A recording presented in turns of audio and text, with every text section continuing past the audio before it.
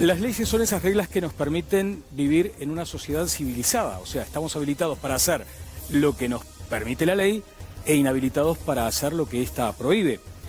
O sea, cedemos porciones de libertad procurando vivir en paz. Es lo que se denomina a veces el contrato social que nos hemos fijado como sociedad. Pero a veces estremece la prudencia de algunos episodios muy violentos, terribles, y allí es donde nos mueve el apasionamiento y surgen voces reclamando penas más duras, que se legisle con mayor dureza para castigar al delincuente, y hasta algunas voces desaforadas que reclaman ni más ni menos que la muerte de ese delincuente. De eso vamos a hablar en los próximos minutos, es el tema central de todas las voces esta noche, y además nos prestigian con su presencia estos tres invitados. Germán Aller es abogado penalista. ¿Qué tal, doctor Aller? ¿Cómo le va? Buenas noches. Bien, muchísimas gracias. Gracias a usted. También Ope Pasqué, diputado del Partido Colorado. Ope, ¿qué tal? ¿Qué tal, Daniel? Y Gustavo Subía, fiscal penal. ¿Cómo le va, fiscal? Horrible. Sí, sí, en la respuesta. Esto es como Fatoruso cuando dice sean felices. Cada vez que le pregunto a Subía cómo le va, horrible. Y me va a explicar después seguramente. Espero tener el tiempo. Sí, va a tenerlo, como lo tiene siempre, doctor. Bueno, como les decía, este va a ser el tema de fondo. Antes vamos a estas discrepancias que han surgido en el seno del oficialismo respecto a las tarifas públicas. Este es un informe disparador para hablarlo con el panel, y creo que la producción ya tiene lo que dijo hace cuestión de minutos el ministro de Economía, Danilo Astori, sobre este asunto. Hace minutos habló Astori, lo van a tener en todas las voces. Ahora, este primer informe. El semanario Búsqueda informó que el Ministerio de Economía y Finanzas dijo a las autoridades de UTE que prevé subir sus tarifas 7%, pese a que la empresa tenía previsto reducirlas 5% a partir del mes de enero. La principal razón para esto, según el semanario, sería la necesidad del gobierno de incrementar la recaudación de rentas generales. La ministra de Industria, Carolina Cose, dijo luego a los medios que la propuesta de ajuste existe, pero agregó que no está enterada de ninguna reunión con el directorio de UTE. Inmediatamente, el subsecretario de Economía y Finanzas, Paulo Ferreri, aclaró en Twitter, arrobando a la ministra Cose, que no hay ninguna definición tomada en ningún sentido. Recién se está comenzando el análisis, trabajando en equipo como corresponde. @CoseCarolina. Esto de las cuentas y de las redes sociales es muy interesante, ¿eh? Cuánta comunicación directa y también lectura entre líneas. Allí, después Cose responde, sí, precisamente en equipo, señalándole a Pablo Ferreri ese aspecto. Voy a empezar a saludar con mucho gusto a los integrantes de este distinguidísimo panel. ¿Cómo le va, señora Mónica Botero? ¿Cómo anda? Muy bien, ¿usted? Bien, muy bien. Una primera consideración sobre este asunto de las tarifas. Bueno, y este chisporroteo, sí. además. Me resultó, como ciudadana, me resultó un tanto sorprendente a los miembros de la lista 711 haciendo oposición. Por decirlo menos, ¿no? Por decirlo más, creo que ellos son grandes responsables de que el Estado tenga un 3 y largo % de déficit, y que por eso se vea obligado a incrementar la recaudación, que de eso se trata el aumento de UTE.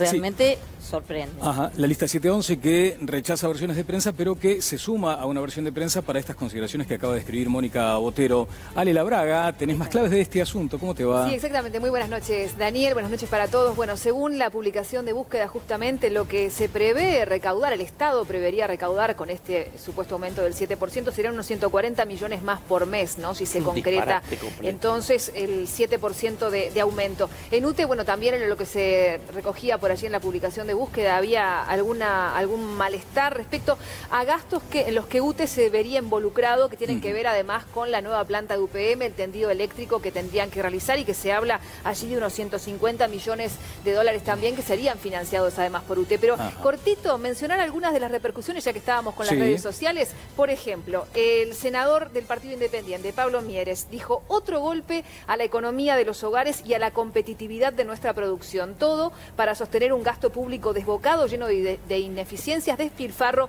y derroche que financiamos todos los uruguayos. El diputado colorado Tabaré Viera dijo: ¿hasta dónde llegaremos con el aumento de impuestos? El gobierno está totalmente equivocado. Y por su parte, el diputado Pablo Abdala, hablando con Montevideo Portal, dijo que desde el Ministerio de Educación y Cultura, del Ministerio de Economía y Finanzas, perdón, lo que se apela es en forma desesperada a las tarifas como forma de equilibrar equilibrar las cuentas. Ajá, un disparate. Escuché aquí en mi retorno y digo, a ver, ¿quién será en el panel que tiene ese tono? Digo, yo, esto no es una crítica a los periodistas, es porque además lo dijeron funcionarios del gobierno y lo publicaron en sitios. Decir que subir el 7% de UTE representa 140 millones de dólares, quiere decir, a ver, que sin costo alguno UTE vende 2.000 millones de dólares por mes, porque eso es el 7, digamos, los 140 son el 7% de 2.000 millones.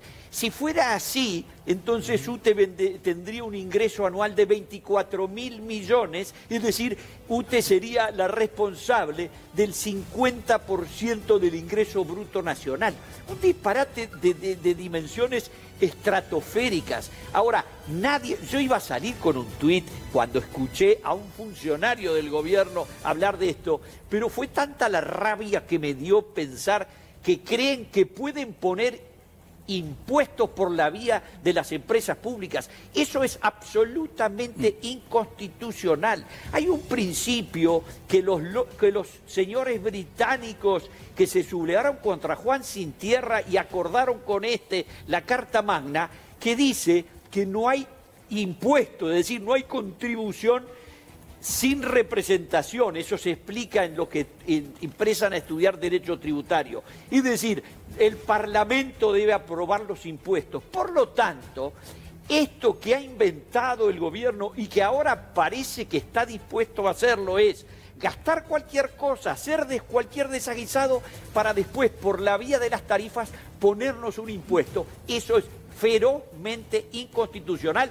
Y yo creo que habría que iniciarle juicio político a quien disponga una cosa de esa naturaleza. Ajá, bueno, te refieres, por ejemplo, Danilo Astori, en este momento están procesando esas declaraciones, les reitero, realizadas hace algunos instantes y que ya lo tendremos aquí en todas las voces. Oscar. Sí, primero que cualquier referencia a la historia económica nacional ubica que transferencia de las empresas públicas a rentas generales hubo siempre. No, siempre. No, perdón. Sí, siempre. Transferencia de las empresas públicas a rentas generales hubo siempre. De resultado de las empresas públicas a rentas generales hubo siempre. No, a veces no es así. Y de resultado de los bancos del Estado también. A veces a favor y a veces en contra. Quiere que haga la historia. Y el Estado se ha hecho cargo de los déficits. Ejemplo, el Banco República tuvo periodos enteros de déficit muy pronunciado, que se hizo cargo del Estado, y también de los resultados de las empresas públicas. Jamás. Es más, cuando discutimos el tema ANCAP, que Conrado dice jamás, ¿no? Parte de la discusión que la oposición colocó en el debate sobre el tema ANCAP, está el diputado Ope que me hace acordar, es a rentas generales, la última vez que ANCAP transfirió fue en el 2003-2004. Entonces, no puede decir que es un invento la transferencia de los resultados de las empresas públicas a rentas generales. Ahora, fuera de eso, que es una discusión circunstancial, si la administración de los entes del Estado hay que vincularlos a la condición macroeconómica, si esto tiene... Está el tema de las tarifas. Yo creo que hay que profundizar la idea de ir a tarifas diferenciales. O sea, se ha empezado en esa línea, de decir, bueno, quien estaba enganchado en la red por varias razones, ¿no? Por la circunstancia de la seguridad de la conexión, ir a una tarifa diferencial. Por ejemplo, de todas las empresas públicas, yo pienso que está bien que haya subsidio al gas. Y está bien el subsidio al gas para un hogar que tiene que calefaccionar. Ahora, para calentar el agua de una piscina, está bien que el Estado subsidie el gas. Yo creo que hay que ir a una discusión que tiene que ver con la justicia social, de que cómo las empresas públicas y las tarifas... Futuro, ¿no? El rol de las empresas públicas... Para mí es una discusión de ahora. Mirá, el año pasado el sindicato de AUTE presentó una propuesta respecto a la necesidad de ir a una modificación de las tarifas, donde también, en las tarifas públicas, miremos en función de los ingresos. Conrado. La historia de las contribuciones de las empresas públicas al Tesoro Nacional tiene su origen en una decisión del tiempo de la dictadura que fue implementada en una ley de rendición de cuentas. Es decir, las empresas públicas existen en Uruguay desde los comienzos del siglo y solamente empezó como tal con el artículo 100 de la Constitución de 1917 que entró en vigencia en el año 1918. Y decía artículo 100, el dominio industrial y comercial del Estado será atendido por entes autónomos, etc.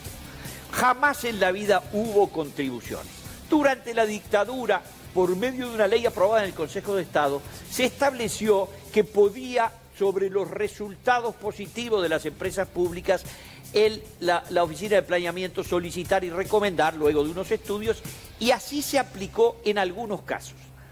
Durante muchísimos años, las empresas públicas normalmente no tenían utilidades, y si las tenían, estas eran muy pequeñas, y lo que debían financiar era el mantenimiento del capital y la modernización de sus instalaciones, que el Frente Amplio con gran audacia ha convertido en que nunca se había invertido nada, lo cual es una falsedad como todas las que ellos exponen. Luego, este gobierno, en alguna de sus 3 periodos, ha tratado de poner eso en todas las empresas públicas, pero como la mayoría le fue muy mal, solo lo han podido aplicar en 3. En la entidad financiera del Banco de la República, porque el banco hipotecario se fundió y fue capitalizado en mil millones de dólares. ¿Se fundió solo? No, lo fundieron las gestiones pésimas de los gobiernos. Solo el Banco República, el Banco de Seguros jamás contribuyó, y de las empresas, ANCAP lo hizo hace 10 décadas, hace 25 años Antel que no y lo UTE hace. son las que están Antel y UTE son las que contribuyen, y debieran contribuir con una rentabilidad similar a la utilidad de un negocio, nunca a un ajuste por vía de los precios. ¿Me dejas aclarar? Sí, a ver, una precisión no hay duda nada más, que los Oscar. periodos, sí, claro, pero para más o menos tratar de por lo menos contraponer algunas cosas. Podemos poner arriba una gráfica que ubique cuánto invirtieron las empresas públicas en cada periodo. No empezó la inversión de las empresas públicas en el 2005, pero no hay duda que la inversión del 2005-2009 y sobre todo 2009-2014 de las empresas públicas, porque estamos discutiendo lo de la UTE, porque hubo inversión en matriz energética, cambió la matriz energética del país y eso nos permite. No inventó el viento el Frente Amplio, no había viento antes del Frente Amplio, ahora hay parques eólicos, antes no. Bien, por una alusión al diputado Vázquez, que además aprovechó justo el momento donde lo aludían para decir, bueno, quiero participar acá. Le pido la gentileza y la bondad al fiscal Zubia y al doctor Arar. Sí, Averope. Un brevísimo comentario, pero señalando elementos que me parecen insoslayables. Primero, tengamos presente que el directorio de UTE lo que propuso fue una reducción de las tarifas en un 5%. El directorio propone bajar la tarifa. El Ministerio de Economía resuelve que la van a subir en un 7%. Hay 12 puntos de diferencia. Me parece que es evidente que están utilizando a UTE para recaudar, como si fuera una agencia auxiliar de la DGI. Y hay que conectar esto con las promesas de campaña de Vázquez y de Astori, que se cansaron de decir que no tenían previsto ni en el horizonte ningún aumento de impuestos, que al contrario, estaban pensando en bajar algunos. Y lo que están haciendo es utilizar las tarifas, la de UTE ahora, el precio de los combustibles hace un rato con el precio del barril de petróleo muy bajo, para recaudar. O sea, hay una falsedad evidente entre lo que se anunció en la campaña y que lo que se está haciendo desde la obra de gobierno, maquillando los aumentos de impuestos con el expediente del aumento de tarifas. Sí, simplemente una precisión, para periodística nada más, no está resuelto, creo que es en ese sentido que se ha pronunciado el ministro Astori, no está resuelto este asunto aún. Creo que ahora sí tengo las palabras del ministro de Economía, Danilo Astori, en ocasión de la inauguración de las jornadas de la Facultad de Ciencias Económicas. No hay ninguna definición en materia de tarifas, pero separemos las dos cosas. Una cosa es tener la contribución de las empresas públicas, como las ha tenido Uruguay siempre. Incluso durante este periodo de gobierno mejoraron mucho su desempeño en términos conjuntos. Y otra cosa son las tarifas. En materia de tarifas no hay ninguna definición tomada sobre ninguna empresa pública. Incluso ha trascendido alguna información en algún medio de prensa sobre supuestas decisiones que se tomaron al respecto. Esa información es incorrecta, no se tomó ninguna decisión y estamos lejos de tomarla todavía, porque primero hay que hacer todo un estudio de antecedentes al respecto, ver cómo están los números, tener en cuenta la situación de la empresa, cómo ha venido evolucionando, tener en cuenta también los impactos que el comportamiento de esa empresa tiene sobre la economía y la sociedad en su conjunto, por ejemplo. Bueno, allí parte de lo que estaba diciendo el ministro de Economía, Danilo Astori. Tendremos además la edición de esta entrevista en la segunda edición de Telenoche, en Telenoche Nocturno. ¿Cambia algo en esto, Ope, escuchando a Astori? Bueno, si finalmente no toman la decisión que se anunció y que trascendió, eso sería positivo. Sí, Vamos a ver en qué se 200 concreta. kilowatts de consumo en el 2004 eran 612 pesos. El salario mínimo salía 1.300. O sea, medio mes tenías que trabajar para pagar la luz. Medio mes. O sea, coloquemos el punto de partida, ¿no? Para ser realista de lo que hablamos. Daniel, otra de las cosas que planteó por allí la ministra Cose fue en su momento el incorporar tarifas estacionales, ¿no? Aprovechando los momentos en los que hay más generación de energía eólica, por ejemplo, o más lluvia, que pueden ayudar a bajar las tarifas, por lo menos momentáneamente, y también aplicar este tema de las tarifas estacionales a los rangos del día, que hay tarifas ya inteligentes, pero tratar de andar un poquito más en beneficio, obviamente, de los consumidores de energía eléctrica. Bien, notable, Ale. Vamos al tema de fondo. ¿Saben qué? Me preguntaban ahora por la cuenta de Twitter este asunto de la niña que desapareció, de la que aún no tenemos noticias. Si le parece a la producción, si lo entiende pertinente, en algún momento quiero hablar con Robert Parrado, que hoy lo estuve escuchando en el programa Así nos va de Radio Carve, dando algunos apuntes, algunas claves importantes a la hora de reaccionar ante la desaparición. Pero eso, si lo consideran pertinente, me lo anuncian más adelante. Pero me gustaría que Robert nos aportara 3 o 4 claves fundamentales. Él decía, por ejemplo, eso que sucede en policías de otros países, señalando que es una carrera contrarreloj y que 1 minuto perdido es una milla que puede llegar a marcar más de distancia a la persona desaparecida o raptada. En fin, si podemos tener a Robert Parrado más adelante, será notable. Me voy a este asunto que nos convoca hoy con estos 3 calificados invitados de esta noche. El informe. La justicia ha estado nuevamente en el tapete en las últimas horas. El nuevo Código del Proceso Penal cumple 21 días y su aplicación ha generado diversas polémicas. Un conocido delincuente apresado en medio de un tiroteo con la policía que es liberado por falta de pruebas. Detenidos que quedan libres si devuelven lo robado y piden disculpas. Y 1.500 denuncias por rapiñas y lesiones que no han sido aclaradas. ¿El sistema de justicia mejorará con este proceso penal? A esto se suma el dramático caso con una niña de 9 años violada y asesinada en Rivera. Parte de la sociedad se ha pronunciado en redes en reclamo de penas más duras para los 2 victimarios, incluso cadena perpetua. ¿Es necesario endurecer los castigos para este tipo de delito? Y finalmente, en las últimas horas, se supo que el fiscal de corte, Jorge Díaz, fue amenazado de muerte. Una semana agitada para la justicia. Notable el informe, voy a comenzar alfabéticamente. Los primeros comentarios sobre esto que acabamos de ver, doctor Haller. Bueno, muchas gracias antes que nada por la invitación. Son todos temas diferentes. El Código de Proceso Penal no cambia las penas. Cambia, sí, la implementación, la aplicación, pero no los quantum de pena. Las penas están en el Código Penal. El Código Penal es otra discusión. Uruguay tiene una larga tradición que nos diferencia de los países de la región en mejor, y es de ser mucho más benigno.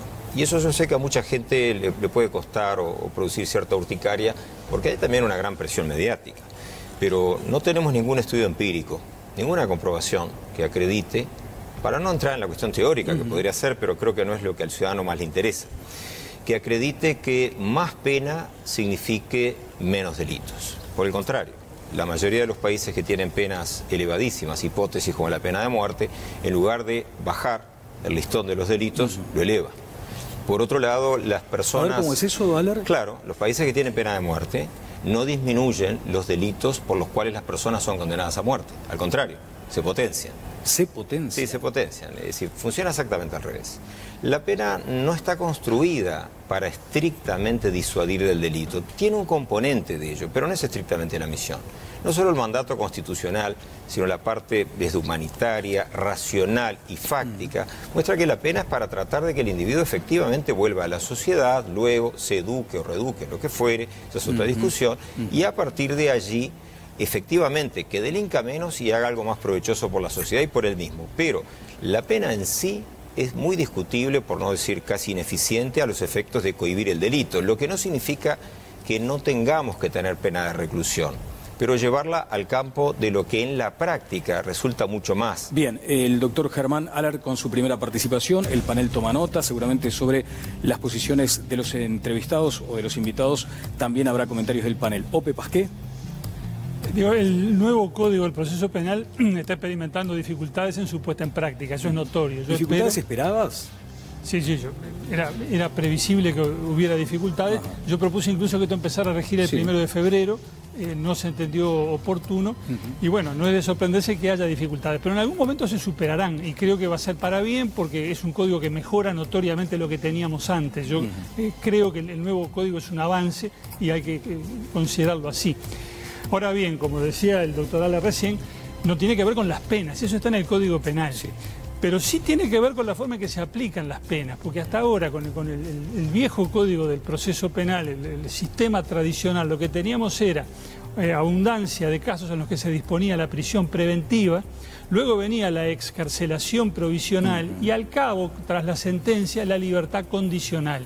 Con lo cual, las penas que se decía que se aplicaban a la sentencia, rara vez se cumplían, ni en su integridad ni en una fracción importante, porque el individuo estaba, por ejemplo, en prisión preventiva 1, 2, 3, 4 meses, después salía en excarcelación provisional, lo condenaban a, digamos, 24 meses de prisión, que no los cumplía, quedaba en libertad condicional. Con el nuevo código eso va a cambiar, va a ser menor la aplicación de prisión preventiva, se eliminó la libertad condicional, jugó un gran papel en eso el doctor Subía, que promovió esa eliminación. Y en definitiva, cuando la persona sea condenada, va a tener que ir a la cárcel a cumplir la integridad de la condena impuesta, salvo eventualmente una libertad anticipada que lleva mucho más tiempo obtenerla. Ajá. O sea que la aplicación de las penas va a ser más severa, va a estar más cerca la aplicación de la pena de lo que dice la letra del código. Fiscal Subía. Dos temas, tema de Código de Proceso Penal y tema de las penas. Voy a los sustantivos, las penas vinculadas con el código. Discrepo radicalmente con el doctor Haller, con quien tengo un enorme respeto, en cuanto a que los países no han podido demostrar que con mayor sanción disminuyen los delitos y que por el contrario, los países que tienen pena de muerte son países que tienen justamente una tasa delictual mayor. Yo invierto los términos simplemente y digo así, los países que han llegado a enormes tasas delictuales, como es el caso de los Estados Unidos, por ejemplo, de lo cual nos informa hasta la cinematografía, han tenido, lamentablemente a mi juicio, pero comprensiblemente, que llegar a las penas, nada menos que de eliminar la vida humana. Así que es un tema de cómo ponemos los tantos en la calle. Cuando usted dice comprensiblemente, debería considerarse... Lamentablemente comprensible, debería considerarse el politólogo fallecido González había hecho hace unos años unas encuestas sobre el número de uruguayos que estarían dispuestos a aceptar la pena de muerte y estremecía en cifras que llegaban casi al 50%. Y si hoy usted hace una encuesta en el uruguayo medio referente a la pena de muerte, yo creo que los conceptos que muy catedráticamente, porque el doctor Haller es un catedrático de primer nivel, está exponiendo hoy, no creo que el uruguayo medio lo siga. Y apunto a lo siguiente, las penas es un elemento de disuasión cuando efectivamente se cumplen.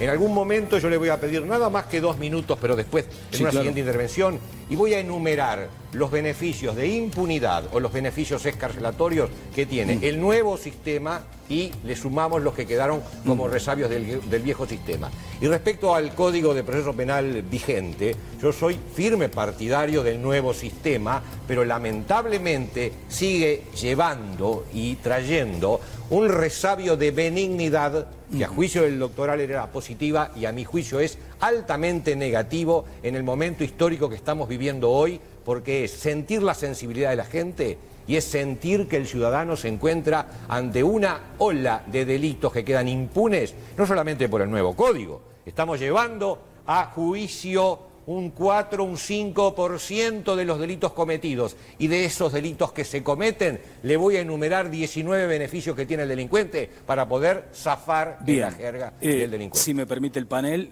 por algunas alusiones, pretendería que respondiera el doctor Haller. Sí, con todo gusto. A mí me alegra inmensamente, Gustavo, estar en las antípodas tuyas. Con todo el mismo respeto que siempre, somos amigos, aunque no parezca. Él tiene una visión que yo lo respeto a él, la visión no, es decir, no tiene ningún fundamento empírico sostener que la pena de muerte, que es un resabio del horror, de lo más oscuro de la humanidad, sea ni siquiera citable hoy día. Como su elongación, la prisión perpetua, tampoco. La idea de que las penas van a cohibir el delito, si fuese así, pues en Uruguay, que es un país que desde 1995, con la tristemente célebre Ley de Seguridad Ciudadana de junio de 1995, hemos seguido una carrera con altibajos, pero básicamente de incremento de delitos, de incremento de penas, de más dificultades para obtener la libertad, evidentemente en Uruguay tendría que haber bajado el delito. Contrariamente, desde el punto de vista estadístico, y esto es incontrastable, no verdad absoluta, pero es incontrastable hoy día, el delito aumenta en cantidad y en calidad. Por tanto, no solo yendo a estudios empíricos que podríamos citar, sino directamente algo que cualquier ciudadano puede darse cuenta, queda claro que la idea de más pena, más delito, no tiene relación directa con que los delitos se abatan. Lo que sí puede alterar esa ecuación es una mayor efectividad en el trabajo policial, en el trabajo procesal, etcétera, etcétera. Así que con todo el cariño que te tengo, Gustavo, pero seguiremos en las antípodas felizmente. Para guardar el equilibrio, felizmente. La reflexión es la siguiente. El doctor Langón hizo siempre muchas referencias a lo que se denominaba él la estafa de etiquetas. Es decir, la letra grande muestra una cosa y la letra chica muestra otra. Hablamos de penas, y lo he dicho hasta el cansancio, de papel. ¿Por qué? Porque se imponen penas de unos guarismos tales en los papeles que después en la realidad esas penas tienden a no cumplirse. Y si bien, lo decía el doctor Ope Pasqué, de que el nuevo sistema propugna un mayor cumplimiento efectivo y gracias a Dios se derogó la libertad condicional, eso nos lleva a que hoy tenemos otros mecanismos indirectos que se sancionaron a través de la ley 19.944, creo, 644, que es la ley de los reincidentes, donde se crearon dos sistemas de libertades entre los 19 que me propongo enumerar, dos sistemas de libertades nuevos que vienen de alguna forma, lamentablemente, a llenar el vacío que dejó la libertad condicional. Así que la perspectiva, y termino, es que lo que hoy tenemos no son verdaderas penas. Hoy tenemos que los delincuentes pueden salir en el sistema anterior, en meses cuando no había el 48% de procesados sin prisión que no cumplían un solo día de reclusión. Entonces, ¿dónde están las penas? Yo no las veo.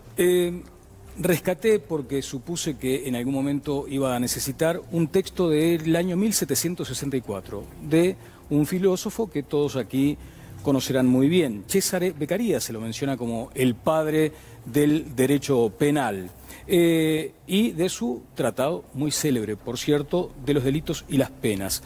Algunos dicen que es una piedra fundamental del derecho penal. Dice Beccaria: no es el freno más fuerte contra los delitos el espectáculo momentáneo, aunque terrible, de la muerte de un malhechor, sino el largo y dilatado ejemplo de un hombre que, convertido en bestia de servicio y privado de libertad, recompensa con sus fatigas a aquella sociedad que ha ofendido. Es apenas un renglón de este tratado. Más adelante dice: pero en un gobierno libre y tranquilo, las impresiones deben ser más frecuentes que fuertes. Lo decía Beccaria en 1764. Tendré comentarios seguramente de los invitados. Comienzo con el panel. Mónica, por favor. Yo tengo una propuesta para hacerle a los televidentes y a cada uno de nosotros. Nosotros estamos acá hoy hablando de este tema, no estaríamos si no hubiera pasado lo que pasó con Valentina Rivera, ¿verdad? Probablemente no tendríamos hoy, no estaríamos tocando este tema porque lo del el tema de la marcha penal, del código era un asunto que ya estaba planteado. Seguramente, pero ya lo habíamos hablado, habíamos tenido unos días antes que se pusiera, unas horas antes que se pusiera. Seguramente estamos hablando por eso. Me parece que en estos momentos no es lo mejor estar hablando del aumento de penas en función de el dolor que tiene toda la sociedad por esto. Estaría bueno pensar, si vamos a hablar de subir o de no subir las penas o de castigar el delito o no, un poco, yo sigo la teoría del doctor Haller y de un trabajo que hizo él sobre el combate al enemigo, ¿no? La teoría de que el otro es el enemigo, lo estuve leyendo, y se me ocurrió esto. Si nosotros queremos resarcirnos como sociedad de lo que pasó con esta niña, no tenemos que estar ahora hablando de penas por el odio que estamos teniendo todos, sino ¿por qué no pensamos que hoy y mañana y ayer se han cometido abusos sexuales a niños y a niñas en todo el país? Y nosotros no nos enteramos. Sí, porque y son se han cometido, efectivamente, y se han cometido otra cantidad de delitos. Hablamos del asunto antes del ingreso del nuevo Código del Proceso Penal, luego fue avanzando a los tumbos. Exacto. De hecho, cuando anuncié el contenido de este programa, dije que parecía que iba sobre ruedas, cuadradas, a los tumbos. Y de eso también es bueno hablar porque hay mucha gente inquieta, desconcertada por algunas versiones de prensa, por ejemplo, que se resuelven mucho menos delitos que los que estaban previstos. Los fiscales están sobrecargados de trabajo, según lo denuncia el propio fiscal Subía. Hay jueces que dicen exactamente, se lo voy a leer Subía, le va a gustar esto, de Zulma Casanova Damiani. Dice, a veces la vocación implica arremangarse y tirar para adelante. Después se lo leo completo el posteo de Facebook. Óscar Andrade. Sí, yo creo que el problema es analizar la violencia.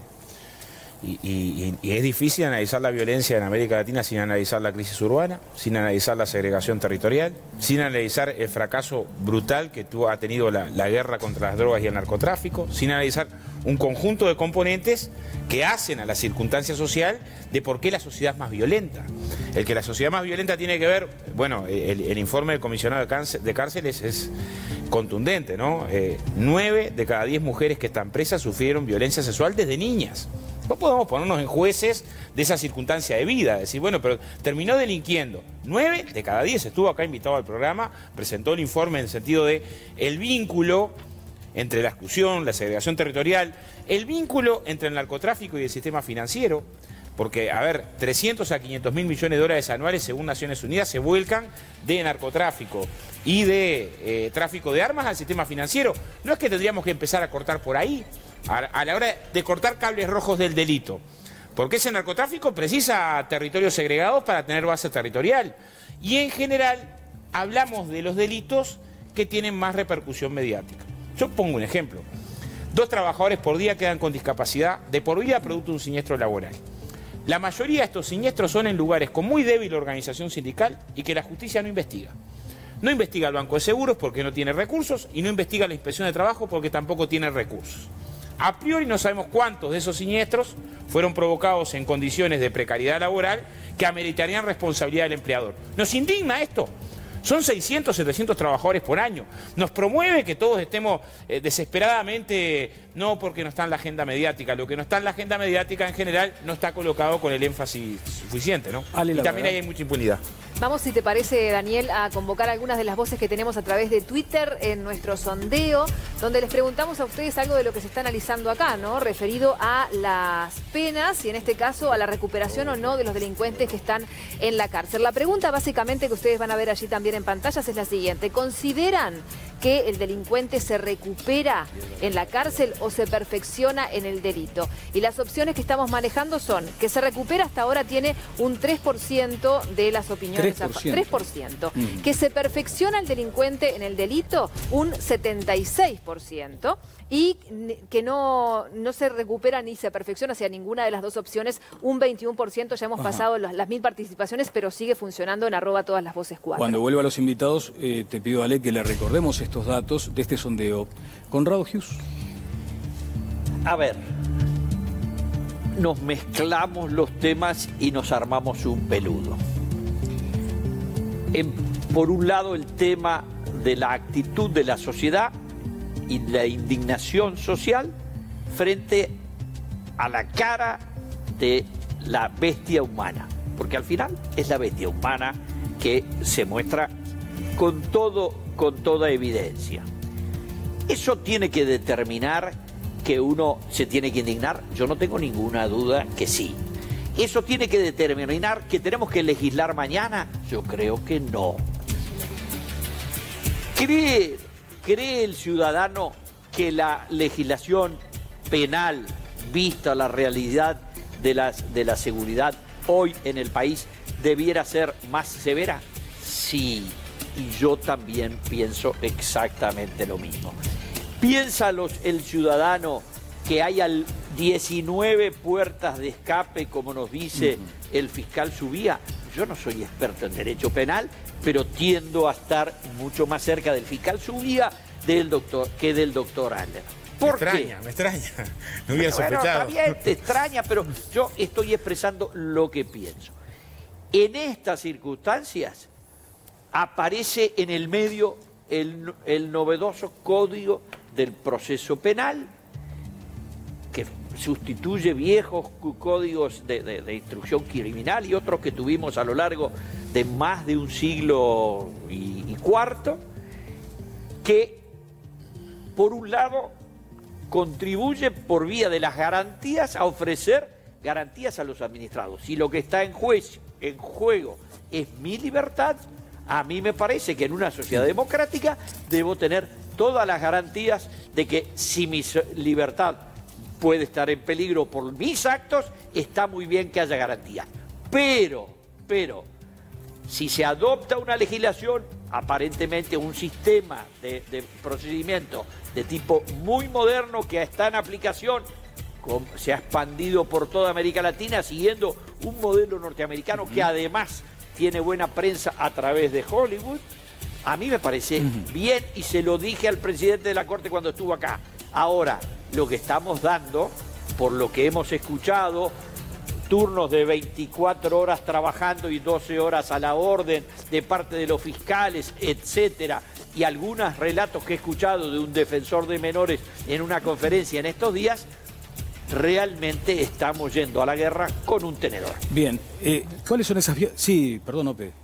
Bueno, que yo quería intervenir a propósito de los tantos temas que se han tocado. No sé si me toca ahora. Sí, te toca ahora después que veamos esas vías. Dos cositas. Primero, la culpa la tuvo Adán. Adán fue el primer hombre que generó en sus hijos problemas, sus hijos en sus nietos, y así hace 10 millones de años que los problemas aparentemente son hereditarios. No, la culpa no la tuvo Adán. La culpa la tiene el que queremos organizarnos como sociedad y queremos poner límites. Y si yo tuve dificultades en mi infancia, que yo las tuve, tengo que aprender socialmente a poner límites. Segundo tema, no es un tema de odio. A mí no se me exacerba ningún odio. Es un tema de profesionalidad porque hace 35 años que trabajo en las fiscalías y veo la impunidad desfilar ante mis ojos en forma permanente. Impunidad de los grandes e impunidad de los chicos, de todos. Impunidad, y tengo la satisfacción, porque lo puse en un Twitter el otro día, de que este año, antes de cambiar el sistema, pedí el procesamiento de una persona por una maniobra de $150.000 en ocasión de un concurso. Yo lo pedí con prisión, el juez no entendió pertinente y le dio una prisión domiciliaria. Y voy al punto. Beneficios liberatorios o sistema de impunidades. Primero tenemos un sistema que esclarece, con suerte, el 6% de los delitos cometidos. De lo poquísimo que agarramos, el nuevo sistema, artículo 99, impide la persecución en determinados casos donde no hay la prueba suficiente, perfecto. El artículo 100 ya aplica el principio de oportunidad. El fiscal puede ver que hay delito, pero por oportunidad no lo persigue. El 382 hace la mediación procesal, que lleva a que la persona repara el perjuicio, pero no sufre sanción. El 393, acuerdo reparatorio, repara el perjuicio, pero no sufre sanción. El 383, suspensión condicional del proceso, aunque la persona haya cometido delito, el proceso se suspende y no recibe sanción más allá de limitaciones que el Estado le impone. El 284, la libertad provisional, que es nada más que citarla, la obtención de la libertad. El 292, la libertad anticipada, por lo tanto veremos si podemos llegar a que cumplan las penas en su totalidad, y tengo enormes dudas al respecto. Y el 221, formalización sin prisión. A ese sistema nuevo que tiene esta cantidad de beneficios, se mantienen en pie sistemas terribles como salidas transitorias por trabajo, salidas transitorias familiares, gracia de la Suprema Corte, libertad por gracia, reducción, este es el terrible, reducción de la pena por estudio o por trabajo de 1/3, homicidas que reducen 1/3 de la pena y que salen mucho antes de la sentencia que en el papel el juez le ha puesto. Prescripción general, perdón judicial y las dos frutillitas del año pasado, libertad vigilada y libertad vigilada intensiva de la 19446, que posibilitan que personas que tienen hasta 5 años de pena de penitenciaría puedan cumplir nada más que los meses hasta la sentencia y con una tobillera salir en libertad. Bien, terribles cositas. Les voy a dar la oportunidad de que se expresen en los mismos tiempos que utilizó. Déjeme un minuto un minuto nada más. Más adelante, por favor. No estoy en Aller, por desacuerdo, favor. Aller, por favor. Pero sí. sí con la Gracias. Aller, por favor.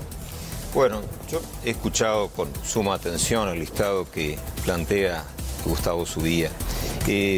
Concuerdo en todos los puntos, no los de Subía, es decir, la parte legal, porque hay que comprender, y creo que hasta tú lo vas a poder entender, que es un viejo dicho español. Mira tú. Que en realidad la pena es eso, es decir, la pena no es el máximo de pena, la pena es las circunstancias fácticas, que el juez las resuelve y luego de resolverlas aparece todo un tracto a seguir respecto del ciudadano, donde la pena va lógicamente mutando para cumplir el artículo 26 de la Constitución. Por lo tanto, si a un individuo se le condena una hipótesis, no importa el tiempo, a 3 años, eso no significa que tenga que estar 3 años. Porque de lo contrario, si nosotros no le damos ningún tipo de comprensión, para no decir ni siquiera la palabra beneficio, que no me molesta, pero hay gente que le puede molestar, comprensión, a que trabaje, a que muestre evidentemente elementos o síntomas de recuperación, a que se eduque, etcétera, etcétera, etcétera. Todo eso que rechaza el doctor Subía y que yo lo respeto pero no lo comparto, precisamente lo que estaríamos haciendo es potenciando el delito, porque el individuo va a salir odiándonos muchísimo más. Y ese es un elemento francamente comprobado. No se trata de cuánto tiempo va a estar, porque la cárcel no es para mortificar. La cárcel es para prepararlo para otra vida, y en la medida, mejor, honesta, y en la medida, o sin delitos del que fuera, y en la medida que eso se pueda potenciar o mejorar, el individuo tiene que tener progresividad. Es impensable suponer que alguien no pueda tener salidas transitorias. Hay quien puede acusarle de una mirada ingenua respecto al sistema carcelario. Bueno, no, yo tengo 5 años menos de profesión que Subía.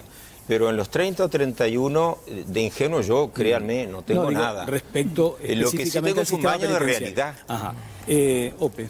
Varias cosas. Primero, coincido con lo que se ha dicho en el sentido de que no podemos reflexionar acerca de un eventual aumento de pena a partir de hechos terribles como los que ocurrieron en Rivera. En caliente, al grito de la tribuna, no se puede legislar ni hacer nada. Segundo, simplemente una anotación. Me niego a disolver, digamos, la indignación moral en estadísticas. Lo que pasó es espantoso, está bien que nos indignemos todos, no tiene sentido recordar estadísticas de acá o de allá para decir, bueno, hay que ubicar esto en este contexto y como que si así pudiésemos anestesiarnos. No debemos anestesiarnos y si admitimos la anestesia estamos peor que nunca, me parece. Y una puntualización que me interesa hacer. Para un delito como el cometido en Rivera, ese homicidio, para que no se llegara a descubrirse una violación, nuestro ordenamiento no admite ninguna de las soluciones benignas que señalaba el doctor Subía, sino que el tratamiento es muy severo. La pena va de 15 a 30 años de penitenciaría y en este caso pueden imponerse medidas de seguridad eliminativas de 1 a 15 años. O sea que podría eventualmente el juez imponer sanciones privativas de libertad de hasta 45 años. No digo que lo vaya a hacer, eso lo resolverá el juez ante las circunstancias del caso concreto, pero nuestro ordenamiento prevé esa posibilidad. O sea que no estamos desguarnecidos frente al delito. Lo niega Subía, pero tengo en línea a Robert Parrado, le había pedido a la producción y ha logrado este contacto. Es un corte al tema que estamos tratando, porque hoy lo escuchaba a Robert en Así nos va, de Radio Carve, con Patricia Madrid y Viviana Ruggiero. Allí aportaba algunas claves importantes a la luz, por ejemplo, de una nueva desaparición, en este caso de una niña de 12 años de la que no se tiene aún información. Robert, buenas noches, ¿qué tal? Buenas noches, un gusto, un saludo para todos. Gracias. Tú mencionabas, y te pido que economices el tiempo al máximo, porque tenemos varias cosas para tratar en el programa. Mencionabas algunas claves fundamentales cuando se constata la ausencia de una persona, sea esta una niña o una persona adulta. Sí, presentar la denuncia en forma inmediata, sí. Activar el protocolo de registro y búsqueda en forma inmediata, que existe, está vigente, difundir la imagen de manera intensa a nivel nacional, requerir la asistencia del sistema judicial, en este caso hoy por hoy de los fiscales y a la justicia cuando corresponda con el juez, a los efectos de también hacer el cierre de frontera, los requerimientos de información en los registros que se encuentren disponibles a nivel nacional. Robert, ¿cuánto entorpece a nivel internacional también? ¿Cuánto entorpece la burocracia todos estos procedimientos? Es brutal. Tengo un amigo que dice que el Estado a veces es un mamut y yo le agrego que tiene 3 patas en más de una oportunidad, al punto que el ejemplo más claro es que la página del Ministerio del Interior no ha podido tener la imagen todavía de la niña que tú hacías referencia, ¿no? ¿Pero no la tiene ahora, en este momento? En este momento no te lo puedo decir porque yo estaba en otro programa, pero a lo largo del día no estaba y ayer tampoco. Ajá. Bueno, lo cierto es que entonces hay que actuar. También te escuchaba decir de la importancia de las redes sociales cuando se aplican a este tipo de búsquedas, por ejemplo. Sí, sin duda, y ahí creo que lo que hay que reforzar es que el Ministerio del Interior tiene que centralizar esa información, tener una buena divulgación, y que en la medida que lo divulga el Ministerio del Interior nos da certeza para realmente pararnos los usuarios en la difusión adecuada con el compromiso que la comunidad tiene que tener, ¿no? Bien. Robert, muchas gracias por estos minutos y en algún momento te bien económico en el aporte, ¿no? Excelente, excelente. Un abrazo grande para todos. Digno de imitación. Gracias, Robert Parrado, psicólogo que además estuvo en la Dirección de Búsqueda de Personas en el Ministerio del Interior. Negaba, subía lo que enfatizaba OPE respecto a que nuestras leyes pueden llegar a ser muy duras con un delincuente que comete esta atrocidad. Estamos hablando del triple homicida, el archisonado triple homicida Pablo Goncalves, que de acuerdo a los dichos del doctor Haller, que ahora estoy aprendiendo porque él es catedrático y me está enseñando y estoy contentísimo de que me enseñe, de acuerdo a los dichos del doctor Haller, hubo que darle la oportunidad de salir mucho antes de cumplir la totalidad de la condena. Hoy discutíamos si fue a los 20 o a los 23 años de una condena de 30 años. ¿Dónde está el que estudió Pablo Goncalves hoy? Está, que yo sepa, en Paraguay, sometido a proceso penal. Un ejemplo, una frutillita de los utópicos que creen en que la cárcel, que es un infierno, y si quieren hablamos del infierno hoy de la cárcel, de que la cárcel puede llegar a esos procesos. ¿Qué le dejamos al ciudadano común? Si yo, fiscal, he sido amenazado, si el fiscal de corte ha sido amenazado, ¿qué le dejamos al ciudadano común cuando se abre la puerta de su comercio y lo único que escuchamos es rapiña y tiro gratuito? Así que lamento discrepar con mi buen amigo el doctor Haller, aunque estoy aprendiendo de él, y le digo enfáticamente utópico, así. Le dice utópico. El delito de la trinchera, el delito del delincuente profesional, no tiene nada que ver con la pseudo rehabilitación.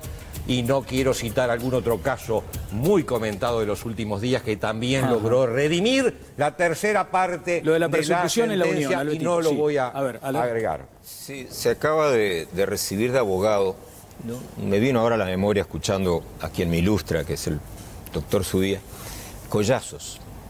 Collazos, un asaltante español, más o menos de 61, 62 años, que entre asalto y asalto vivía en Uruguay, se quedaba en Uruguay, cuando se le acababa el dinero, iba, perdón, no te apures, es mi tiempo todavía, iba a robar a España. Y así sucesivamente, hasta que un buen día se dio cuenta que la cosa no funcionaba, lo meten preso y decide efectivamente hacer la carrera de Derecho. ¿Qué centro me levanta? Exacto. Se redimió, cabecea si podés, sí, se redimió. Terrible. Y ahora es abogado. Nos parece estupendo. Estupendo. No la vida que hizo delictiva horrorosa, por más que él nunca mató ni lesionó a nadie, pero no importa, con armas, etc.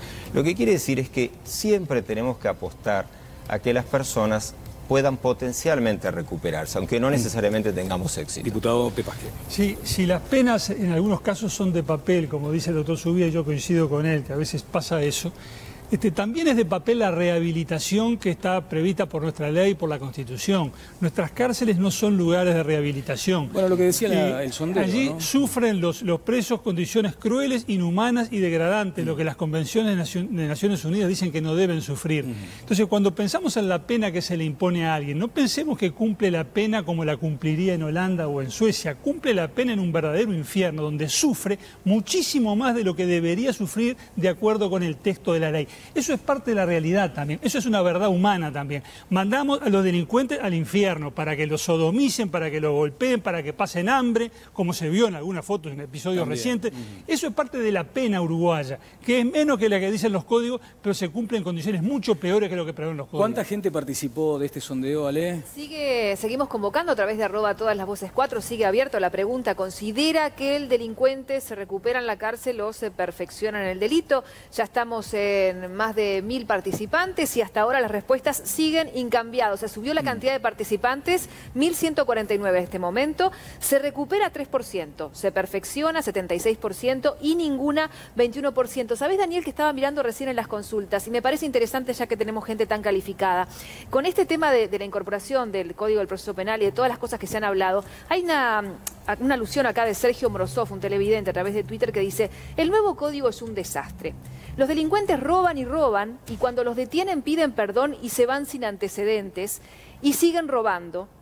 Y cuando los detienen piden perdón, vuelven a quedar libres y siguen robando y así continúan. Y acá pide penas más duras. ¿Esto es así? Si el delincuente roba y pide perdón, ¿queda sin antecedentes? Porque me parece interesante graficar y educar a la gente que nos está viendo. ¿Es así? El nuevo código tiene un proceso muy breve de gestión como para poder hacer un análisis profundo. pero el nuevo código sigue con la filosofía. A mi juicio es mucho mejor, es garantista, yo quiero garantías para el delincuente, pero quiero que con esas garantías, cuando se lo sancione efectivamente. Así que el nuevo código sigue con la filosofía de benignidad del viejo código, porque es la filosofía uruguaya la que nos está exponiendo hoy el doctor Haller, que a mi juicio es del siglo pasado, porque la filosofía no puede ser la benignidad, sino la sanción justa y ecuánime de los que asolan el Uruguay, pero ese nuevo código hay que verlo en la cancha. A mi juicio tiene muchas ventajas por el tema de garantías, pero sigue teniendo las desventajas liberatorias al momento del delincuente. Y una cosa muy breve, las cárceles, cuidado, no generalicemos. Hay cárceles en el interior de la República que sí funcionan y justamente son el ejemplo que deberían de seguir los otros establecimientos y el propio Estado darse cuenta que las cárceles, si se quiere, funcionan. Estamos de acuerdo en que la mayoría de los presos están en condiciones que no son las de las cárceles del interior. Doctor Haller. Un dato interesante, ya que hablábamos del Centro Soy, que Subía acaba de mencionar algunas... Me olvidé de cabecear. Mencionaba algunas cárceles que funcionan. Yo voy a citar una, la de Salto, que la dirige un exalumno mío, Catelotti, aplicando la utopía que sostiene Subía, pero que funciona en la carne nuestra. ¿Cómo que no? Las cárceles del interior funcionan porque la clientela de las cárceles del interior es especialmente seleccionada. Bueno, pero no es la clientela que tiene el CONCAR. Quiere decir que usted crea un establecimiento comercial, manda determinada clientela, va a tener un nivel diferente a otro establecimiento comercial. Cuidado con las utopías. Y déjeme cabecear, sí, después cabecea. A ver, me pide la palabra Conrado. No, en la exposición muy persuasiva del doctor Haller, él nos recordaba los términos que tiene la Constitución de la República en su artículo 26. Y está muy bien que lo recordemos, y yo creo que debiera estar como texto en todas las comisarías del país, porque la gente debiera saber que esto es la obligación que entre todos los uruguayos asumimos respecto a las características del sistema de prisión. Y dice que en ningún caso se permitirá que las cárceles sirvan para mortificar y sí solo para asegurar a los procesados y penados, persiguiendo su reeducación, la aptitud para el trabajo y la profilaxis del delito. Esta magnífica redacción de nuestros viejos constituyentes, porque esto tiene muy larga data, lamentablemente es un fracaso estrepitoso en manos de los sucesivos gobiernos de este país de los últimos 70 años. Parece que el debate se centraliza en aquello de mano dura, mano blanda, en algunos casos. A ver, yo creo que ahí se juega una parte del partido, indiscutiblemente. O sea, en la posibilidad de rehabilitación se juega una parte del partido. No hay duda que los procesos donde acompaña patronato, genera salida laboral, hay posibilidad de formación, tienen una tasa de reincidencia mucho menor que cuando esto no existe. O sea, negar que ese es un componente no para favorecer al preso, sino para favorecer la sociedad en el sentido de la convivencia, va contra todos los datos de la realidad. O sea, cualquiera que haya trabajado, empresario, militante sindical, organización, con la circunstancia de la rehabilitación, no es lo mismo salir con determinadas herramientas que salir sin determinadas herramientas. En algunos casos también es cortar los vínculos con el barrio. Nosotros en el convenio que tenemos con la Junta Departamental, que implica procesos de menores infractores que pasan por la Junta primero y después entran a trabajar en la construcción, a veces lo que lo vuelcan de vuelta al delito son los vínculos del barrio. Que volvés al barrio y sos mal mirado en determinado contexto si no volvés a acompañar la lógica de determinada...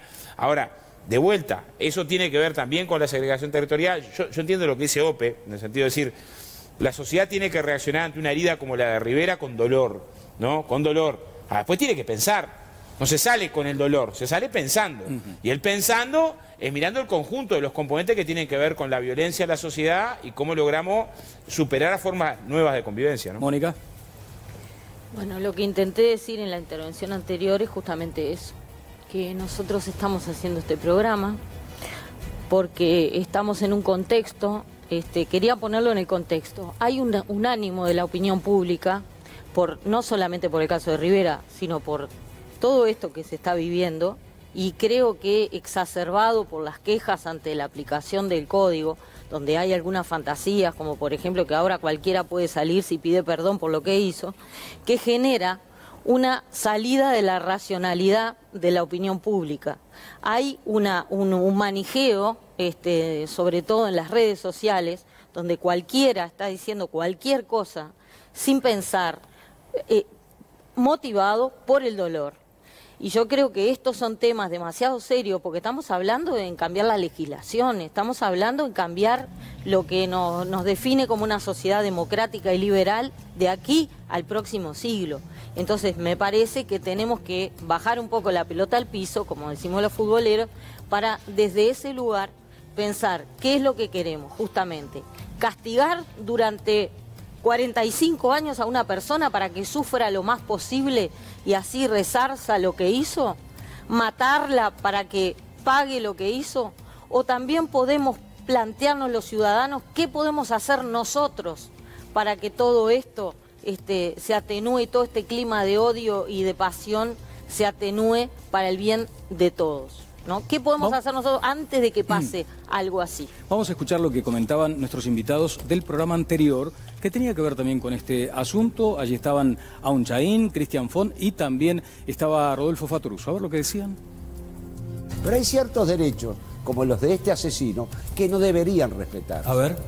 Estos derechos, los derechos que tiene esta persona a ser juzgado con la ley actual, que es una ley absolutamente favorecedora del crimen, no debería ser. ¿Y qué propones, Rodolfo? Habría que reformar urgentemente, ir a la mayor... Cuando energía. asoman estos casos surge una vez más la posibilidad de pena de muerte. Pero, ¿y por qué no? Cuando funcionó en el mundo había menos delito. Yo no estoy proclamándolo, estoy diciendo, consideremos todas las hipótesis. Yo voy a matizar las declaraciones de Fattoruso, pero sin que se entienda que esto es hablar en favor del victimario.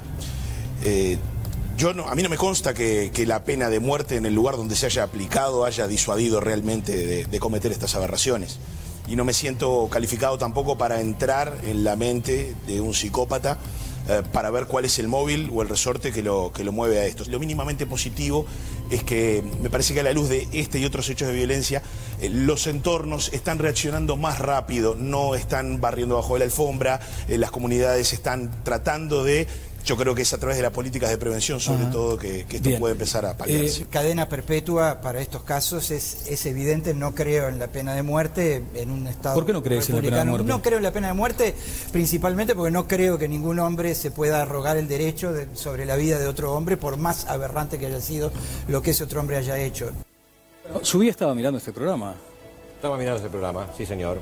Y si bien no comparto, y que quede claro, no comparto la aplicación de la pena de muerte, hay datos ciertos y es, 50 países aproximadamente tienen la pena de muerte en el mundo. Y el tema es que la sensación de impunidad que se genera en un país por el crecimiento de delito y la imposibilidad de una persecución con sanciones efectivas, genera el caldo de cultivo para que el ciudadano común, cuando determinados hechos son de una violencia tal, asuma las frustraciones anteriores que va cada día absorbiendo y las proyecte luego irracionalmente muchas veces, pero es un tema de ir asumiendo impunidades permanentes. Es ver la crónica roja.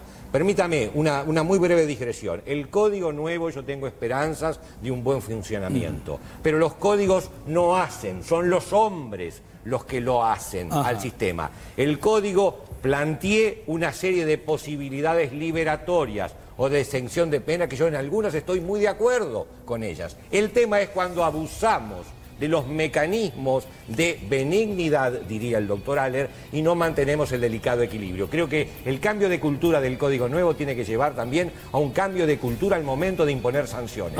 Olvidémonos del pobrecito. Acá ya no hay más pobrecito porque no hay hambre en el Uruguay. Hoy no hay hambre y eso lo acepto yo, más allá de casos especiales. Si no hay hambre, el pobrecito, vuelva a lo de hoy, la culpa la tuvo Adán. Siempre va a haber un antecedente familiar o histórico que lleve a la persona a delinquir. ¿Y con eso qué? ¿Con eso evitamos tragedias? O por lo menos tratamos de... ¿Por qué en los temas de abuso hacia la mujer estamos todos de acuerdo en persecuciones penales intensas? ¿Por qué no estamos también todos de acuerdo en persecuciones penales intensas en los casos de delitos como la rapiña, que es execrable bajo todo? Sucede que hay épocas históricas en que de determinados delitos se persiguen con mayor intensidad y épocas históricas que otros delitos se persiguen con mayor intensidad. Yo estoy de acuerdo en perseguir todos los delitos intensamente, y cuidado, estoy de acuerdo con mecanismos liberatorios. Yo mismo he propiciado archivos, y el doctor Aller lo tiene que saber, en muchas oportunidades cuando realmente es un tema de bagatela, hoy está previsto en todo lo que leí. El tema es que abusamos del sistema. Que le ocupan un poco de tiempo. Se quejó de que estaba trabajando mucho.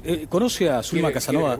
Sí, ahora me lo va a contar, porque tengo un posteo en Facebook de Zulma Casanova Damiani, pero para ir ordenados, sobre lo que comentaba el fiscal Zubialer. Bueno, me aludió con el dedo después. Sí, pero como te miré y no te diste por aludido, entonces una alusión rara.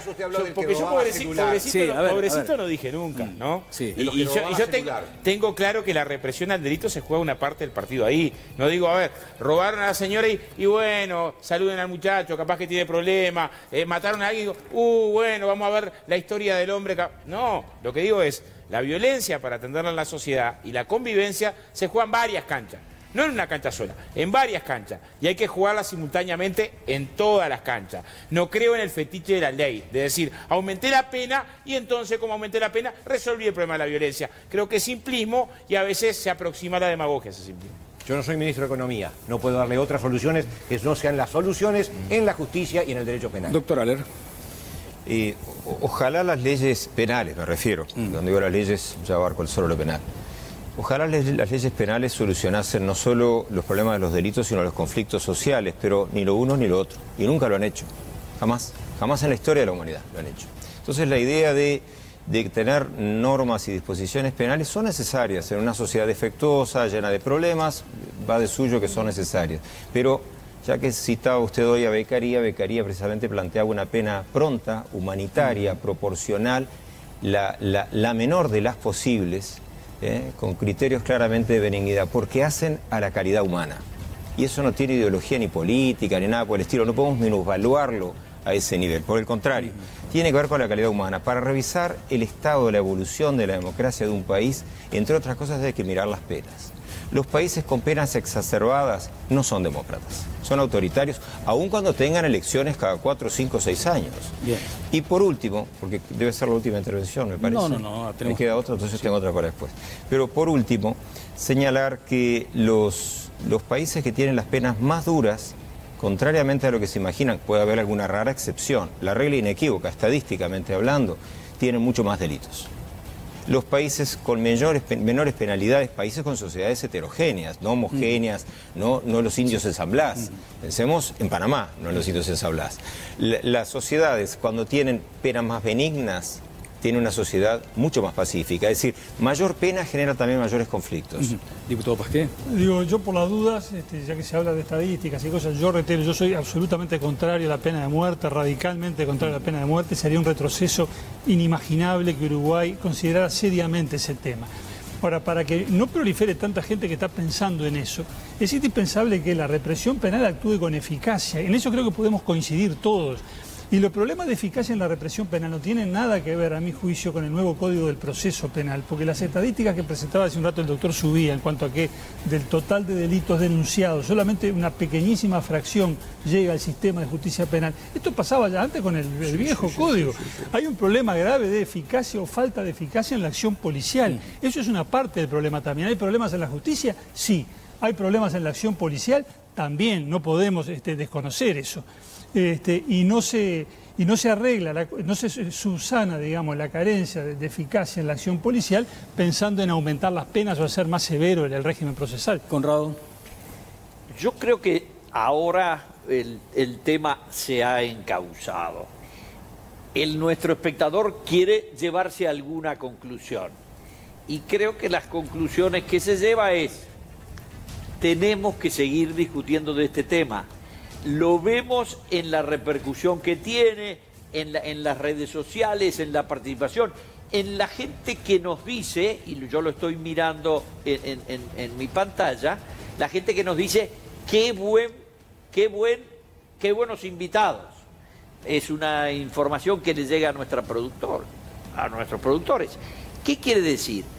Que el hecho desagradable no concentró la respuesta en vamos a matar a este anormal, sino sentémonos todos a pensar en donde tenemos tres problemas muy serios. una delincuencia que está salida de control, en donde las responsabilidades son primeramente del ministro del Interior y segundamente y en segundo lugar del sistema de administración de justicia, que debiera por lo menos estar sometido a algún juicio crítico. En segundo lugar, la implementación de una nueva manera de administrar la justicia penal por medio de procedimientos enteramente nuevos, y en donde no digo que hay improvisación, hay precipitación, y eso es muy malo. Y una tercera que dice: tenemos que hablar y conversar de los derechos ciudadanos, tenemos que hablar y conversar de cuál es la manera civilizada de resolver la integración o la solución de aquellos que realmente están al margen de la sociedad. ¿Reaccionaste cuando se habló de la responsabilidad del Ministerio del Interior? Pues yo creo que, a ver, en realidad voy a compartir con Mónica una situación que tiene como centro una tragedia. La peor respuesta posible ante una tragedia es saco una tajada partidaria de la tragedia, ¿no? La tragedia requiere tiempo de duelo, tiempo de pienso, tiempo de serenidad, empezar a reflexionar colectivamente sobre un drama. ¿Pero hubo ese tipo de miseria? No, yo lo que digo es que en general, cuando colocás vinculado en estas circunstancias así, bueno, la delincuencia está acá, es culpa todo del Ministerio del Interior. Bueno, ni los jíbaros pueden hacer un trabajo tan grande de reducir cabeza, ¿no? O sea, pensar que depende del Ministerio del Interior toda la problemática de la seguridad, la violencia y la delincuencia, se iría a Bonomi hoy, entra otro lunes y tenemos resuelto el problema. Me parece que es una consigna que no ayuda a pensar. Al contrario, ayuda a simplificar lo complejo, entonces nos va a hacer retroceder. Zulma Casanova Damiani, ¿la conoce? Sí. Bien. Salvo que se cree una policía judicial, ergo especializada, quien determina la procedencia delictiva de un hecho es el fiscal. Antes lo hacíamos los jueces y, por cierto, trabajar de corrido hasta 48 horas era más común de lo que se piensa. Los turnos, continúa diciendo la ex jueza Casanova, implican estar a la orden permanentemente. Si se puede llegar al domicilio y dormir un rato, mejor. Hace unos años, solo 2 jueces penales de turno semanal se encargaban de todo Montevideo. Y sin embargo, sobrevivimos. No quiere decir que la Fiscalía no deba buscar mejoras laborales, está en su derecho, pero a veces la vocación implica arremangarse y tirar para adelante. Parece una alusión al pronunciamiento de los fiscales, Subiel. Permítame un poquito de distensión en toda esta intensa jornada. El otro día me decían algunos jueces, en broma, ahora aprendieron ustedes lo que nosotros vivíamos. Y mi respuesta fue así: un peón rural le cortaron la espalda a rebencazos y se quejó.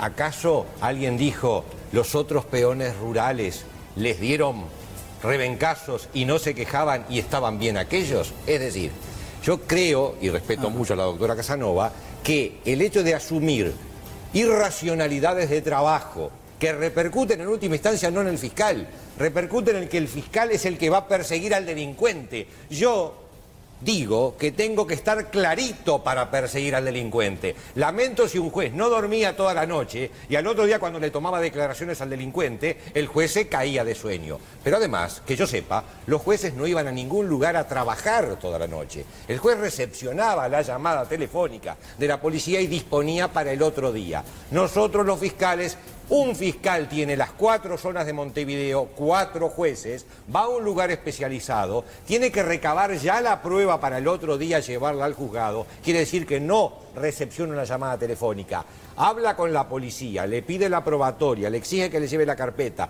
reinterroga al testigo que no fue bien interrogado en la noche. Y al otro día, después de no haber dormido el día anterior y la noche, va a presentar el caso. Bendigo a la doctora Casanova si tuvo la fuerza para no dormirse después de 34 horas de no pegar un ojo. Ella capaz que tuvo la suerte de pegar un ojo en la noche. Yo voy a un lugar donde lo que tengo es una silla como esta y 209 llamadas de todo Montevideo. Lo que quiero no es quejarme yo. Lo que quiero es que el ciudadano diga, ¿quién me defiende a mí? el fiscal. Pues ese fiscal tiene que estar clarito. Hicieron un planteo corporativo. Hicimos un profundo planteo que más. si tengo tiempo en un minuto se lo explicito. Lo tuvimos entre noche. Bueno, y el planteo es la situación en que estamos trabajando los fiscales es claramente mala. ¿Y para los abogados, doctor Aller? Es distinto nuestro trabajo. No tendríamos en principio el rigor que tenían antes los jueces ni que tienen ahora los fiscales, que en cualquier caso no era justo ni adecuado. Zulma Casanova ha sido una excelente jueza en todo sentido, las veces que me ha ido bien y que me ha ido mal. Así que lo digo con un cariño muy particular y gran respeto. Me parece que no se trata ni siquiera de revisar quién trabajaba o trabaja más. Se trata de que hay que trabajar en condiciones adecuadas en cualquier caso. El abogado lo tiene distinto porque el abogado puede tener momentos de gran intensidad y otros en que la defensa descansa en nuestra jerga. Es decir, que eso depende.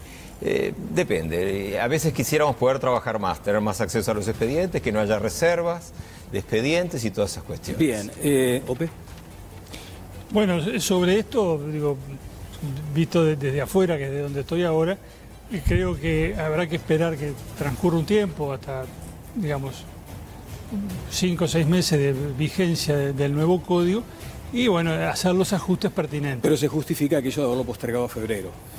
Bueno, a la luz de esto, digo. Yo pienso que sí, que es evidente que la logística no estaba prevista. Me parece que los hechos lo están diciendo con toda claridad. Vamos a la pausa, luego 1 minuto por cada uno para el cierre, comentario final sobre todo lo que se ha hablado. El doctor Aller, sí, estamos totalmente de acuerdo. Quiere decir que me viene convenciendo en que los fiscales estamos tenemos que trabajar claritos y no un fiscal agobiado. Perdón, ya que ha dicho eso, varias veces que puso el ejemplo, ¿no? El peón que fue golpeado, todavía no hay nadie procesado, ¿no? Durísimo. Pero además otra cosa, no le tocó probablemente al doctor Subía.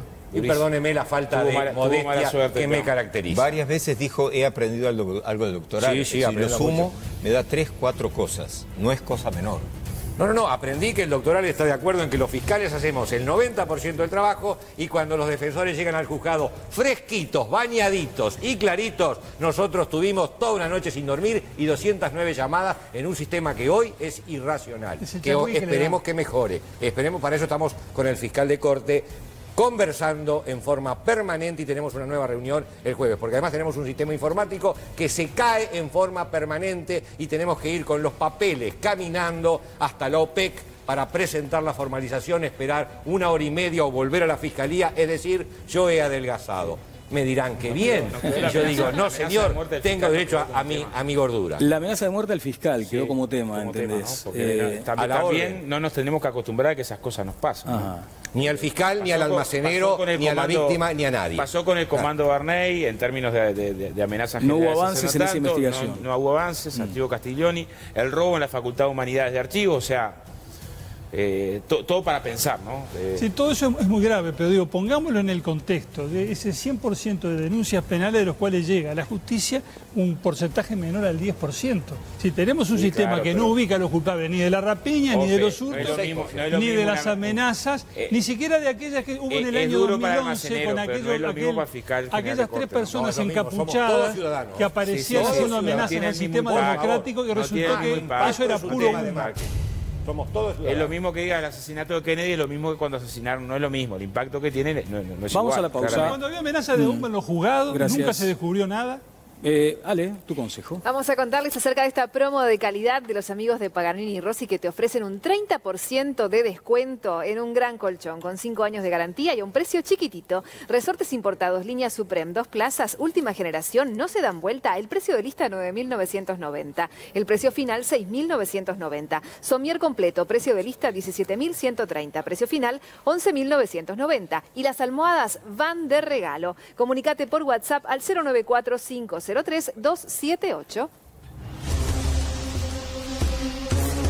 Ya venimos, en un par de minutos. A vos que nos estás mirando te preguntamos, ¿sabías que con Montecable y HBO podés acceder a las mejores series y películas? Contratá Montecable por 1.099 pesos y llévate a donde vayas el mejor entretenimiento. Y si haces débito de crédito BBVA, suma 25% de descuento por 12 meses. Quédate con la mejor opción, pedila al 2909-0000 o en montecable.com. Bien, en línea con lo que decía Conrado, no lo voy a mencionar, es un colega muy amigo, pero además no lo voy a mencionar por cuestiones hasta si se quiere de seguridad. Dice, en mayúsculas, brillante, excelente, genial programa. Bueno, es un amigo, por eso es lo que tiene para comentar. Pero lo cierto es que se ha armado en su casa, como en tantas otras, un muy fuerte debate sobre estos asuntos. Pero vean quién está mirando todas las voces hoy. Es un miembro de la Suprema Corte de Justicia de Ecuador, que está aquí en Montevideo. Se llama el señor, bueno, acá lo veo con Pérez Manrique, además ex integrante de la Corte, el doctor Arturo Márquez Matamoros. Lo saludamos desde aquí, Arturo Márquez, y tengo las fotografías del debate, tan candente como el que tenemos acá. 1 minuto para cada uno de los invitados, lo voy a cronometrar su día. Antes tengo, mire lo que opinó la gente en la calle, con el micrófono de todas las voces. A ver. ¿Me iba a dar la palabra? ¿Debería considerarse cadena perpetua para algunos casos? Sí. Yo creo que sí. Violadores y asesinos. En los casos de violación sí tendría que haber cadena perpetua. Para los niños que los violan y los matan, sí. No va por la cantidad de años. Hay otras maneras de condenar a la gente. En algunos casos se debería aplicar la cadena perpetua o inclusive hasta la pena de muerte. Los homicidios de los niños, las violaciones, los homicidios de las mujeres, las violencias domésticas, hay casos muy fuertes. Hay que hacer una revisión de por qué hay gente que reincide. ¿Debería considerarse cadena perpetua para algunos casos? Sí, para ver si se termina esta impunidad que hay. Violaciones de niños y asesinatos también. Ciertos homicidios, ciertas situaciones de violencia doméstica, maltrato y abuso a niños y a jóvenes, considero que sí. Capaz que nunca me tocó muy de cerca como para poder decirlo, pero creo que si hubiera una rehabilitación, no, pero hoy en día me parece que podría ser que sí. Si algo nos pasa a nosotros y no al otro, seguramente queremos que los maten. Cuando es al otro no estamos tan seguros, así que es todo un tema. Va por la educación. ¿Debería considerarse cadena perpetua para algunos casos? Bueno, muy bien. Dice, creo que es verdad lo que dice otro televidente. Es importante separar las cárceles que son un infierno, con Canelones, Libertad, con las del interior que son un modelo. Porque claro, cada uno de los delincuentes o de los procesados va, bueno, procesados no se dice más, pero va directo a aquella cárcel que entienden, se ajusta a la realidad de ese propio indagado. 1 minuto su vida. 1, Tema de sanción penal. La sanción penal tiene que ser eficiente, no estafa de etiquetas, no que en el papel diga una cosa y la sanción otra. Y por supuesto que acepto institutos que den mayor tratamiento benigno cuando así lo merece el delincuente. Delitos graves como que los que nos asolan, en absoluto. Tema del Código de Proceso Penal, son los fiscales los que llevan la iniciativa, los que tienen que acarrear todos los pesos de poder llevar el caso a formalización. Con el actual sistema que se implementó, que tiene graves deficiencias desde el punto de vista informático, desde el punto de vista del trabajo que nos obliga a realizar, de la incapacidad para enfrentar a estos tigres que son los defensores, obviamente que entonces el sistema no está funcionando. Estamos en este momento en fuertes conversaciones con el señor fiscal de corte. Espero que tome conciencia, se dé cuenta que los fiscales somos los que tenemos ese enorme peso de defender a la sociedad y ponga para ello los elementos necesarios y convenga en que el funcionario público tiene límites para su jornada de trabajo. Bien, doctor, vio que bien utiliza el tiempo, ¿no? Sí, es fenomenal. En cualquier momento va a ser candidato a presidencia de la República. Yo no lo voy a votar. Bueno, supongo que me empezó a correr el tiempo. Desde el punto rápidamente, en cuanto al Código del Proceso Penal, es un gran avance. Salimos del tiempo de los cavernícolas y entramos en el tiempo de la democracia, lo que no quiere decir que, como han señalado tanto Subía como Pope Pasquet, haya que hacer muchas mejoras. Cuidado que muchas de ellas no son del Código, son estrictamente de organización. Eso no lo hemos separado mucho, pero ahora no hay tiempo. En cuanto al endurecimiento de las penas, no mejoran la situación en absoluto, solo tornan a la sociedad en una suerte de vindicta, vale decir, retrotraernos a otros tiempos. Uruguay tuvo épocas de mucha mayor delincuencia que la actual. Claro, no estamos hablando del siglo XX tampoco, más atrás. Uruguay tenía penas más duras, tenía hasta la pena de muerte. Uruguay disminuyó las penas, bajó la delincuencia. Hay que revisar ese fenómeno. Y por último, señalar que en los procesos, digamos, de humanización de todo el tracto del problema carcelario y delictual, el verdadero trabajo lejos está de ser de personas como Subí o yo, que estamos en el campo de lo penal. Pertenece estrictamente al campo de lo educativo y lo social. Gracias, su tiempo. Ope. Digo, el Código del Proceso Penal es un avance, tiene problemas, pero no podemos darnos el lujo de que fracase. Habrá que hacer todo lo necesario para fortalecerlo y lograr que funcione bien. En cuanto a las penas, estos momentos dramáticos que vive la sociedad uruguaya después de la muerte de la niña en Rivera no es la oportunidad para considerar ningún aumento. Y me permito plantear lo siguiente para la reflexión de quienes son partidarios de la cadena perpetua, que yo tampoco lo soy. Digo, si existiera y se condenara a una persona a cadena perpetua, dejaría de haber disuasión para esa persona para que no cometiera algún otro delito. Si ya está condenado a estar preso de por vida, puedes matar adentro de la cárcel, salir, robar, matar nuevamente. Tanto le da, porque ya está condenado a pasar en la cárcel el resto de su vida. Deja de haber una razón por la cual la persona piense, mejor no hago esto porque voy a empeorar mi situación. Bien, muchas gracias a los invitados, Subía, Aler, Pasqué y naturalmente al panel. Nos vamos a reencontrar con ustedes el próximo jueves a las 20:30 por Montecarlo Televisión. El debate en el horario central. Que pasen bien.